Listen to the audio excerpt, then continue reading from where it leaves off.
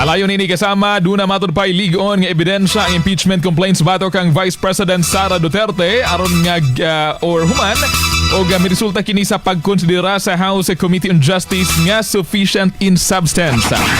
Sa interview kang Representative Laila de Lima nga ang endorser sa maong third impeachment complaint or sa Sabalya et al. Complaint, dugay na niyang nakitaan og igong basihan ang impeachment batok sa Vice Presidente rason nga milusot kini sa deliberasyon sa House panel.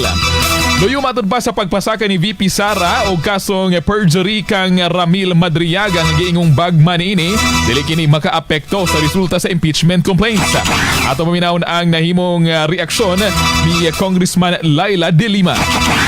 So, kinakabahan na siguro. Yan ang tingin ko, yung kampo ng VP Sara. Noon, hindi nila pinapansin.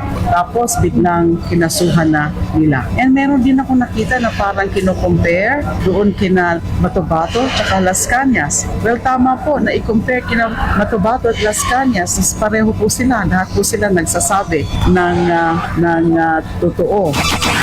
Dugang pa ni de Lima nga usa sa mga bugat nga ebidensya sa impeachment complaints ni VP Sara mao ang pagpanghulga niini kang Presidente Ferdinand Bongbong Marcos Jr. kan PBBM, kang First Lady Liza Marcos o kang kanhi House Speaker Martin Romualdez.